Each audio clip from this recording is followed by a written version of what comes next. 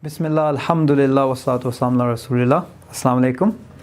What is the point of me learning this superfluous piece of knowledge? I don't really understand this. I don't get this. What's the point of me learning this? This topic is important because in the world today, we have a worldview which is challenging Islam, which is the worldview of new atheism.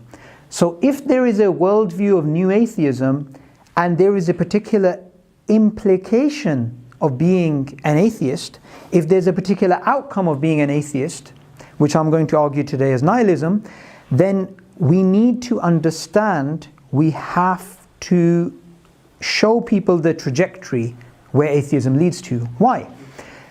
The reason is because that is something that's going to help them decide whether they should be an atheist or whether they should reconsider atheism. What's interesting about this topic is this is something that's very close to my heart because I know people that went through nihilism and they came to Islam. And that's why it's not like the ingredients of a toothpaste. Yeah? This is really important knowledge. It's really important knowledge because it has real life implications. Now there's a YouTube channel called Pondering Soul. He is a brother who used to be an atheist and he became a Muslim. His name is Yusuf, and I wanted to share his story and how it relates to nihilism and atheism, because that story is a small door to understand the entire issue of nihilism in the West. And I thought that story was quite interesting, right? So Yusuf, his non-Muslim name was Sean. He was somebody who became an atheist. He used to have some sort of Christianized background, but he became an atheist. Now when he became an atheist, he decided, let me live my life in a hedonistic way. Let me live my life in a way that I follow my desires. I do what I want. You know, the Nike slogan, just do it, right? So he decided to do that, and then he tried everything. And he basically realized, none of these things are making me happy. And in life, there doesn't seem to be meaning. There doesn't seem to be purpose. None of these things make sense. And then he told me nihilism, it drove him away. It pushed him away from atheism because he was thinking, look, this can't just be it. And it started making him question faith and what is faith. And then he looked into Buddhism, Hinduism, Buddhism, Christianity, just different faiths. He started looking into different faiths. Then he looked into Islam and alhamdulillah he became Muslim. And that journey is a very beautiful journey because it shows you that if you take the actual worldview of atheism, they try and package it in a very beautiful way. Yeah? You become an atheist, you're going to be living a very happy life, everything's going to be fantastic, you're going to be free. This is one of the things they talk about, freedom. You're going to be feeling great, you're going to be fantastic. When in reality, nihilism is the actual implication of atheism. So we're going to be covering what is nihilism, why does atheism lead to nihilism, and why faith is the only answer to the issue of nihilism. So essentially, it is the worldview that there is no hope, there is no meaning, there is no value, there is no purpose. All of these things go, right? It's a very dark place to be, hence the title, Atheism to Nihilism, The Dark Path.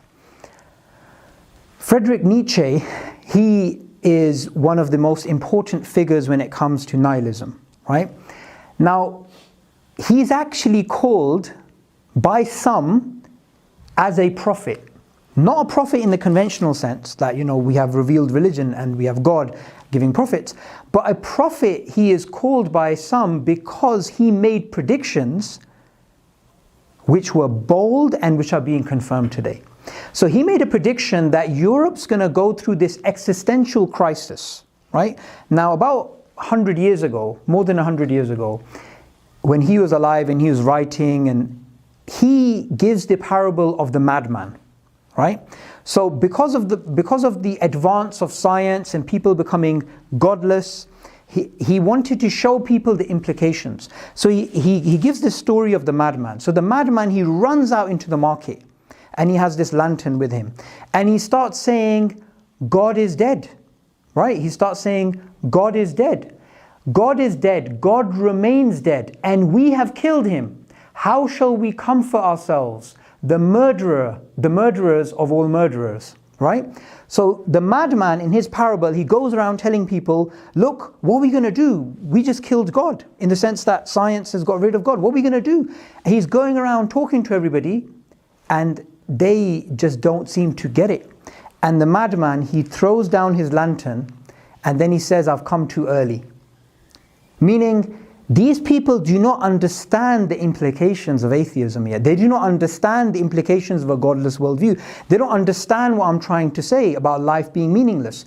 So what Nietzsche predicted is, in the future, Europe is going to go through an existential crisis. And if you read the works of prominent atheist academics, whether they are even popularizers like Sam Harris, who's now speaking about spirituality, or Douglas Murray, who's speaking about the need for faith, you are seeing that Europeans and European civilizations and people from that part, from the Western world, are starting to realize we need meaning, we need purpose, we need value, we need these actual things. Now, Arthur Schopenhauer, a famous philosopher, he was giving a reason why people are in search of meaning.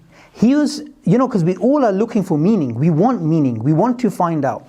So he had this formula for why people are looking for meaning. And why, regardless of everything you have in your life, you are going to search for meaning. What he said is that there are two factors which every single human being, including myself and everybody in this room, who will go through. These two factors make it so that we have to look for purpose. We have to look for meaning, we have to look for value. What he said is that suffering coupled with death, the inevitable death which is going to come, makes us look for meaning. That's why we look for meaning. We look for meaning because we want to live a life that's bearable, and we want to look forward to something. We want to look forward to another world, or like in Nietzsche, he calls this like the true world, right? So there's another world apart from this world, and this world is, say, inferior, and that world is greater. Whatever you go through in this life, if you finally get to another world, all of what you go through in this life doesn't matter. So Nietzsche's whole argument is that Christianity provided that. But now Christianity at his time was dying, so he said, well, where are we going to find the comfort? What's interesting about this is that when we start to think about the implications of a hardcore materialistic, naturalistic worldview, the implications are scary. They're actually scary, and they're actually something that you start to realize why Nietzsche was going through so much pain, and why philosophers who recognize the problem of nihilism, why they are in so much trauma. Consider this. We have, anyone know who that is? Lenin, right? So we have Lenin. Now on the left, that's not Lenin, that's a mannequin, right? On the right, that's Lenin. Now, I just want you to consider something. If somebody goes up to the man on the left, the mannequin on the left, and just takes a sledgehammer, right? And whacks Lenin's mannequin on the head. And the same thing happens, somebody from the crowd comes up to the real living Lenin while he's alive and hits him with a sledgehammer. Both case scenarios, there's a sledgehammer and it's being smacked into the head of either the mannequin or into the real person. Is there a difference between the two? Raise your hands if you think there's a difference between the live specimen and the mannequin. Right? Even with Lenin, even with, a character as nasty as that, we would recognize, no, there is a difference. But I want you to imagine something. From a cold, hard, materialistic point of view, the only difference between them is what? It's actually the rearrangement of matter. Bottom down, they're both atoms. Bottom down, there's no soul, there's no ruh. So they're both the exact same thing. So this, if this doesn't scare you, if this doesn't diminish you, if this doesn't devalue the human experience, then nothing else will. Which is why Nietzsche, Schopenhauer, and other nihilists, even alive today, they are trying to overcome nihilism, and they wanted to overcome nihilism. Now, when we think about the modern world, right, we think, oh, you know, those philosophers, you know, they're just talking nonsense and they're just writing and who really cares? And we live in the modern world. It doesn't impact us. That's just, you know, in Victorian England or other places, they may have had these issues. What's interesting is that most people who are atheists, they don't recognize nihilism, and they probably haven't heard of the name because they haven't thought about it. That's one of the problems.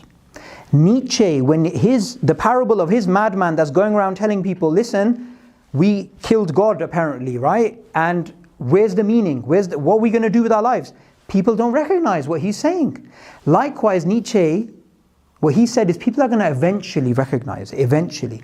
And you're starting to see this. Now, in a book called Realms of Meaning, Philip Phoenix, what he does is he actually shows reasons why in the modern world, the problem of nihilism is actually going to be worse. Is actually going to be worse. And he gives 4 reasons why this is going to be the case.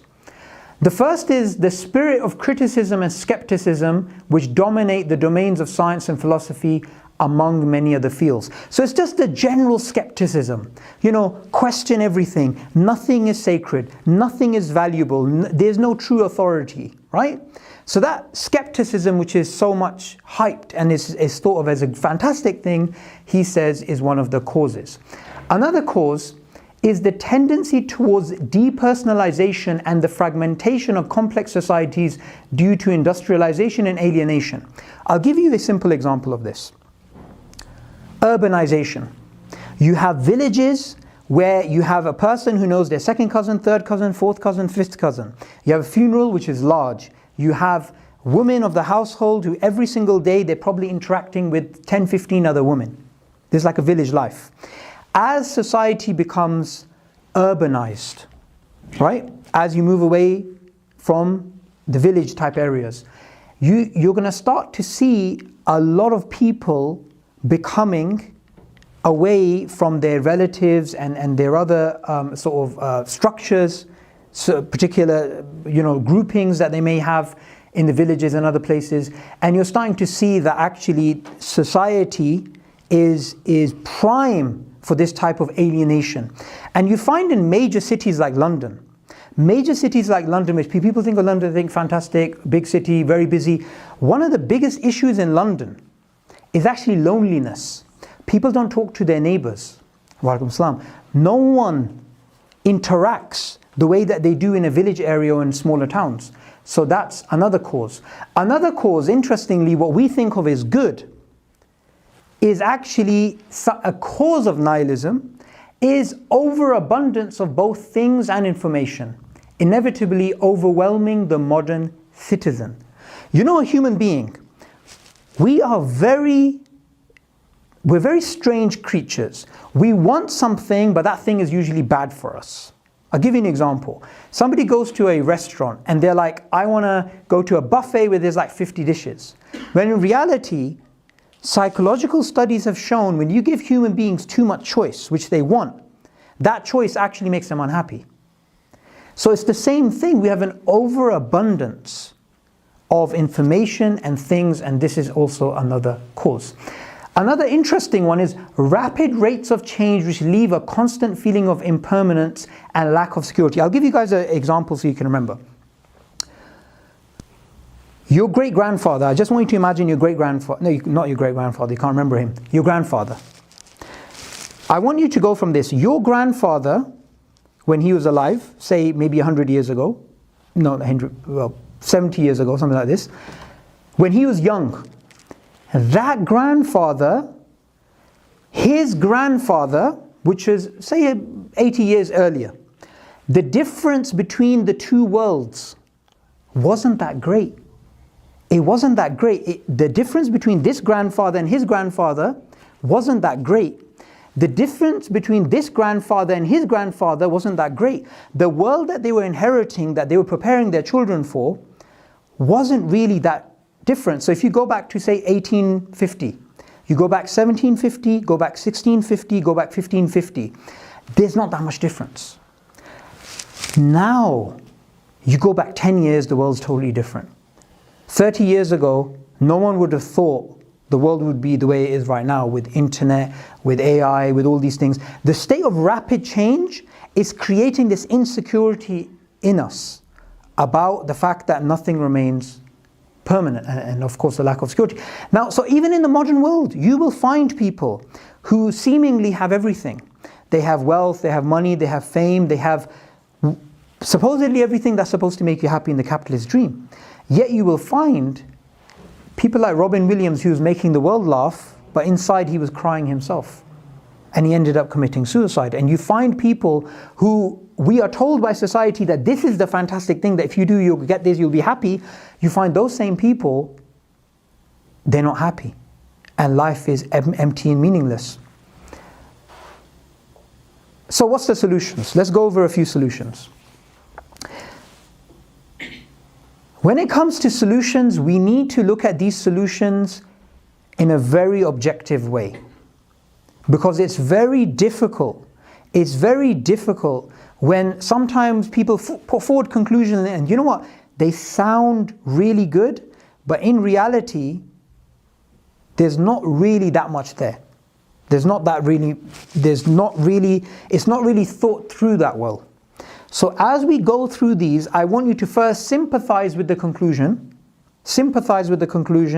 and then we're going to go over why this conclusion doesn't actually make sense. So, one of the ways which some atheists are saying we account for the fact that there is no meaning is to create your own meaning. Is to say, do you know what? There's no meaning, there's no purpose, there's no value, there's none of these things. But let's just make it ourselves. In fact, for some atheists, for some nihilists who are trying to escape nihilism, they would say, look, rather than God giving us meaning, rather than God giving us value, we can actually create our own value, our own meaning, our own purpose. We don't need God for that. We can actually do it ourselves. In fact, they try and argue this is more powerful. But there's a few issues with this. One of the issues is, when we had the two-world idea, two-world as in you have this imperfect world, and then you have a perfect world. So whether you had the Plato's world of forms, or with Abrahamic religions, you had this lowly life and you had the next life. The people who held those views, whether it was Plato or it was an Abrahamic, the follower of an Abrahamic religion, they believed with certainty that this life is temporal and the other life is eternal.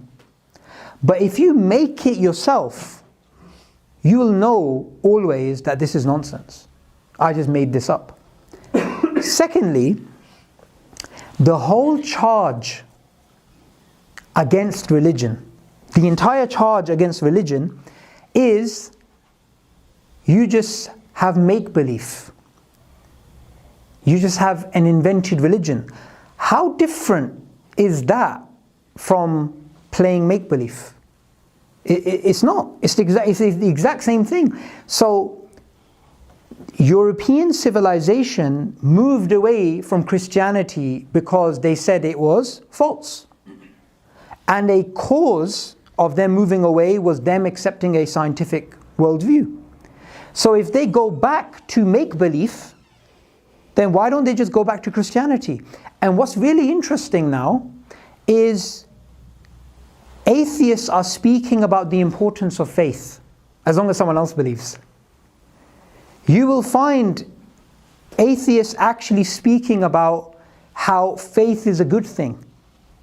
Because when in a society you don't have a narrative of faith, and society at large becomes nihilistic, that society is going to disintegrate. So make-belief, the problem with make-belief is not only that it is false and it will never really even work pragmatically, secondly, you can make anything. You can say, my make-belief is the purpose of life is to conquer other countries and subjugate them.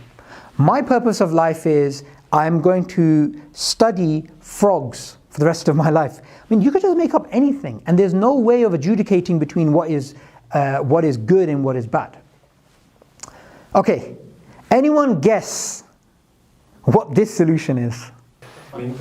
Being patriotic. Fantastic, fantastic. Being patriotic. Being nationalistic. Why? Because one way to give your life meaning is by connecting with something greater than yourself. So the whole idea of nationalism, of ideologies like Marxism, communism, is because you are not just an individual, but you're part of a whole. So even if you die, even if you go away, everything in your life, you're working for something that's going to carry on after you die, and you're working for a particular goal that's higher than yourself. So nationalism is something, as we know, the First World War, it had many different causes. But according to academics, something interesting also happened. The intellectual elite who you normally see is anti-war, usually. They were pro-war before the First World War. Not only were they pro-war, they were going through this phase of nihilism and life being empty and meaningless, and that was, according to academics, one of the causes of them being supportive of World War I. If life is meaningless, then anything really goes. You know, you have to have this thing called escapism. You have to keep yourself busy. So one of the ways that people escape nihilism on a day-to-day basis, who recognize nihilism, is by keeping themselves busy all the time, continuously busy. Those same people, if you leave them alone in a spot without their phone, without their friends, without any communication, without something to do, and they just start reflecting about their life, that's when the dark clouds of nihilism will actually hit them. Which is why people like that don't want to be on their own. They actually want to be surrounded. Now we know fascism, nationalism, and these ideologies, fundamentally, whatever you're fighting for, whatever group it is, that is again something that is purely arbitrary. You could be in one group or another. So you giving meaning to that thing it has no meaning just because you've given it meaning. So even today, if you look at the new atheist movement, if you look at the humanist movement, if you look at the feminist movement, these movements, they give a type of false meaning to the adherents, which makes life a little bit more bearable. So what's very interesting is, from a nihilistic point of view, it doesn't matter whether you're part of feminism, or whether you're part of Meminism, or whether you are a social Darwinist. It doesn't matter. Yet, it is just something to keep people busy. So this solution, we know, is definitely not a solution that we want to explore.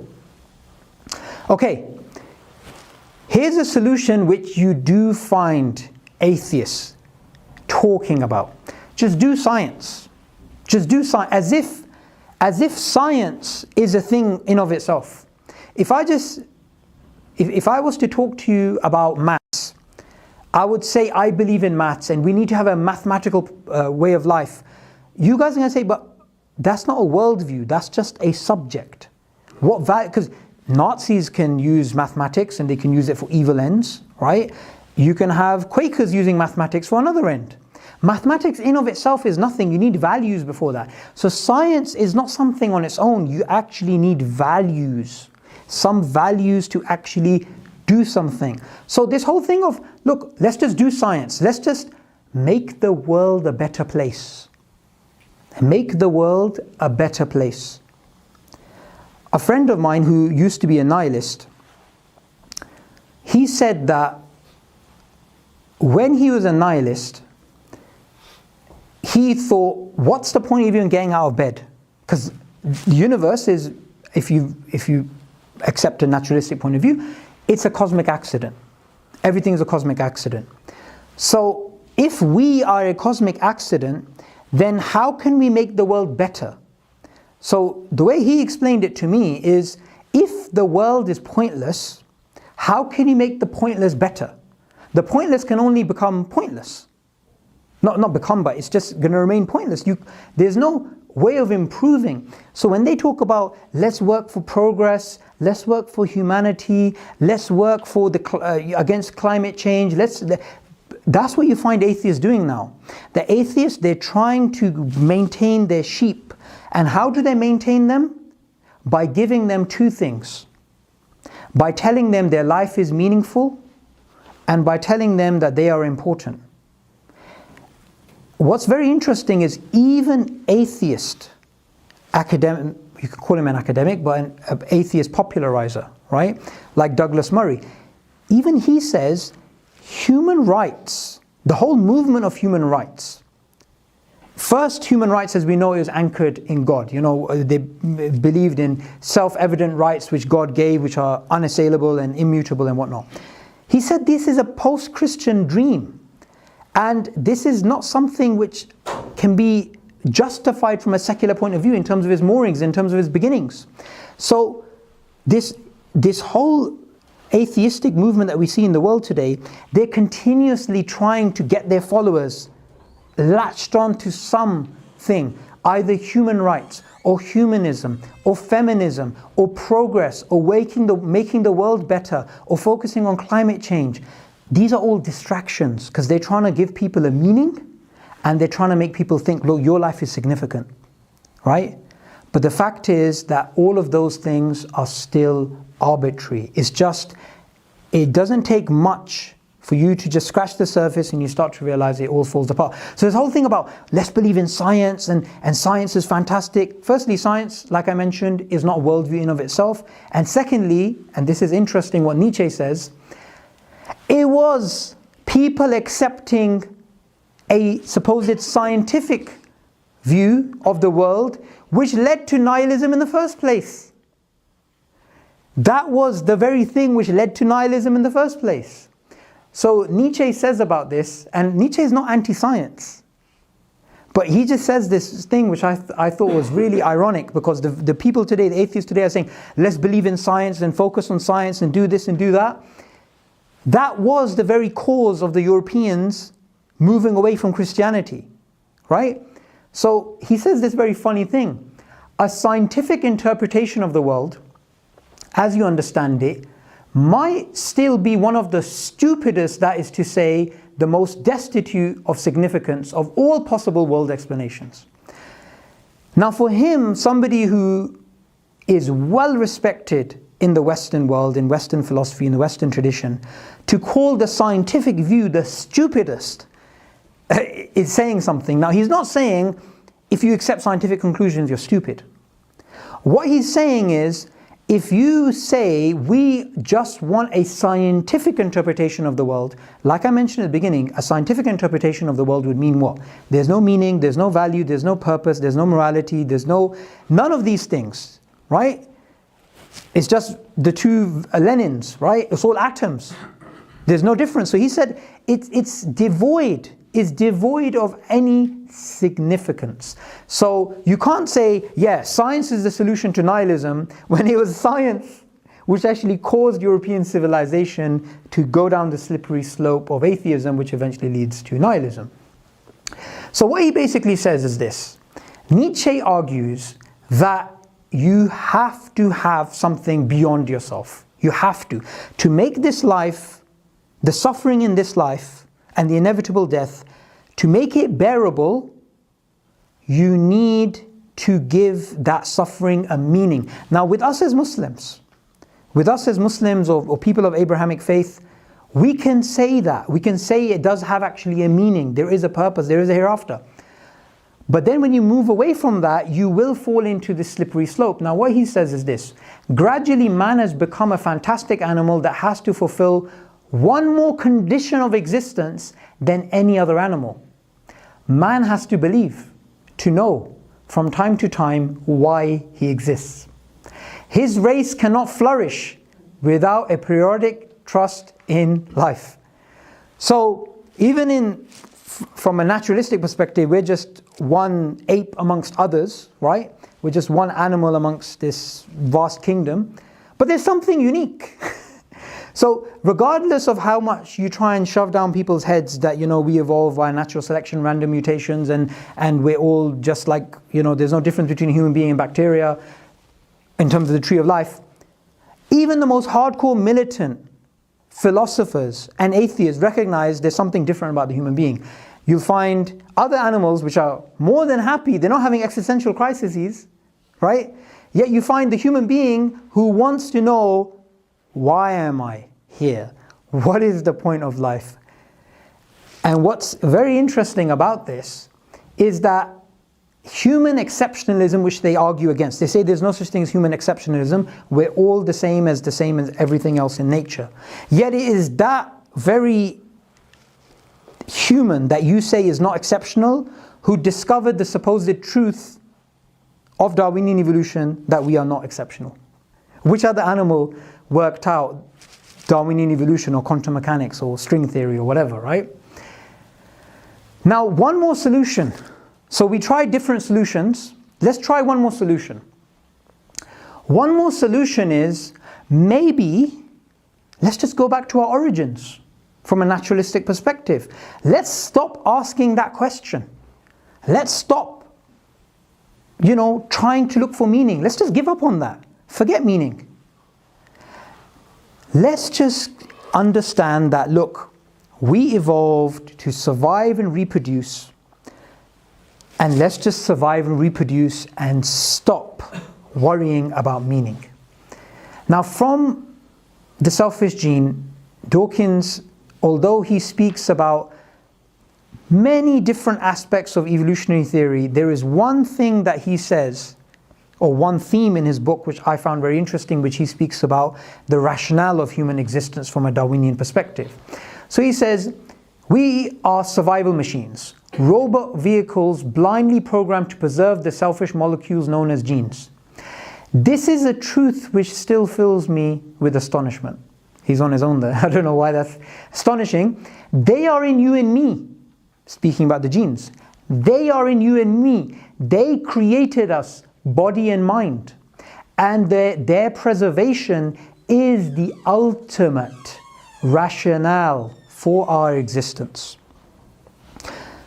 So let's just go back. Let's just understand, okay, maybe that's just what we got to do. We just got to survive and reproduce, and that's all we got to do. What's interesting is, he's the most well-known Darwinist in the world today. Yet he says we need to act in a way that's non-Darwinian. We need to act in a way that's anti-Darwinian. He doesn't believe that this is the purpose of life. He thinks we need something else. Now, usually when people, usually when you bring to people Darwinian evolution, then you give them this implication. They say this is the naturalistic fallacy. You can't go from is to ought. You can't go from a supposed fact to what the world should be like. But look, if there are things about our origin which you want us to accept, which is Darwinism, naturalism, then of course they are going to inform the decisions that we're going to make. So if we go along with what you're saying, in terms of the history of life, this is one potential avenue, which is we just survive and reproduce, and we actually do that. Now when you go out in the world and you go to a World Atheist Convention, right, happening anywhere across the world, try and convince people there, the hardcore militant atheists who want us to accept a naturalistic story, even they will not accept it. Even Richard Dawkins does not accept this is good enough. What's interesting is human beings, we cannot survive without meaning. Although the very purpose of our life, supposedly the rationale of our existence, is the preservation of our genes, survival and reproduction. This is true when we look at the history of human life on Earth. So the anthropologist Ernst Becker, he says this very interesting thing, and I thought this was phenomenal, right? And I didn't even know this evidence actually existed. He said, anthropologists have long known that when a tribe of people lose their feeling for their way of life, lose that feeling their way of life is worthwhile, they may stop reproducing, or in large numbers simply lie down and die beside streams full of fish. Food is not the primary nourishment of man. That makes no sense from a Darwinian perspective. You should be, passing on your genes, focusing on your genes, focusing on your inclusive fitness. How does that make any sense? If we evolve for a particular end, now of course evolution, it doesn't work like for an end, but if that's how we evolved, then why would we favor the meaning of life, the purpose of life, over survival and reproduction? So look, what have we done so far? Atheism leads to nihilism. Nihilism, you can try and deal with it in a few ways. You can do what majority of atheists do, which what they were doing at Nietzsche's time, which is ignoring it, escaping it, getting yourself busy and stuff so you don't focus on it. Or you can bite the bullet like Nietzsche did and accept that nihilism does actually exist, and then look for particular solutions. You can make your own solutions, you can connect to something greater, supposedly like nationalism or some sort of ideology, or you can say, okay, do you know what, let's look into science. But again, science is the thing which led us supposedly back to nihilism. We can't even go back to our origins, survival and reproduction. There is no solution. If meaning is to be in our lives, it has to be from a source outside of human beings. And this is where we bring in faith. Allah says in the Quran, truly it is in the remembrance of Allah do hearts find peace. Someone may have everything in this world. I'll give you a little thought experiment. Someone may have everything in this world. I'll go up to somebody in the street here and I'll say to them, do you know what? I am willing to give you $1 trillion. You're going to get $1 trillion. You can buy what you want. You can buy an island. You can buy whatever you want in the world. My condition is you are not allowed to talk to anybody, and you're going to cut yourself off from your friends and from your family, and you're not allowed to talk to any strangers online or offline. Give them a big screen, let them watch Netflix, YouTube, whatever. Have all the facilities in the world, food, traveling, whatever, cars. But just tell them you are not allowed to have a relationship with another human being. No one will accept that, because a millionaire who doesn't have friends, he is actually poor. Human beings are happier, are much more happier when they have a greater social network than being rich and not having any genuine friends. That's to do with relationships. What about the human being who doesn't have a relationship with Allah? Allah says, whoever turns away from my remembrance, he will have a depressed life. And this is not just something which is written in a book. People have tried and tested this out. They've tried to live their life in a hedonistic way, and they've been unhappy. And they've tried to live their life in a way that they try and be spiritual, and they recognize, do you know what? This spirituality, this is what truly gives me happiness.